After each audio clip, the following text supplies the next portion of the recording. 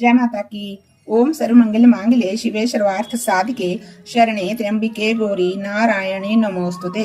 माँ दुर्गा की छठी शक्ति है माँ कात्यायनी। नवरात्रि में छठे दिन माँ कात्यायनी की पूजा की जाती है। इनकी उपासना और आराधना करने से भक्तों को बड़ी ही आसानी से अर्थ, धर्म, काम और मोक्ष चारों फलों की प्राप्ति होती है। उसके रोग, शोक, संताप और भय नष्ट हो जाते हैं। जन्मों के किए हुए समस्त पाप भी नष्ट हो जाते हैं। इस देवी को, माँ कात्यायनी को, नवरात्रि के छठे दिन में इनकी पूजा की जाती है। कात्या गोत्र में विश्व प्रसिद्ध महर्षि कात्यायन ने भगवती पराअंबा की उपासना की थी। कठिन तपस्या करने के बाद उनकी इच्छा थी कि उन्हें पुत्री के रूप में माँ भगवती उनके घर में जन्म ले।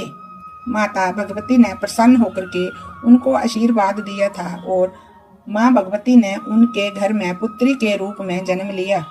इसलिए ये देवी कात्यायनी कहलाई। इनका गुण शोध कार्य है, इसलिए ये इस वैज्ञानिक युग में कात्यायनी का महत्व सर्वाधिक हो जाता है।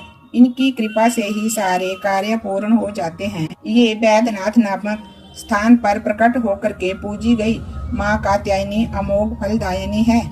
भगवान कृष्ण को पति के रूप में पाने के लिए ब्रज की गोपियों ने इन्हीं की पूजा की थी। ये पूजा कालिंदी यमुना के तट पर की गई थी, इसलिए ये ब्रज मंडल की आदिष्ठात्री देवी के रूप में प्रतिष्ठित है। इनका सब रूप अत्यंत भव्य और दिव्य है। ये स्वर्ण के समान चमकीली है और बास्वर है। इनकी 4 भुजाएं हैं। दाईं तरफ का ऊपर वाला हाथ अभय मुद्रा में है तथा नीचे वाला हाथ वर मुद्रा में है। माँ के बाएं तरफ के ऊपर वाला हाथ में तलवार है व नीचे वाले हाथ में कमल का फूल सुशोभित है। इनका वाहन भी सिंह है।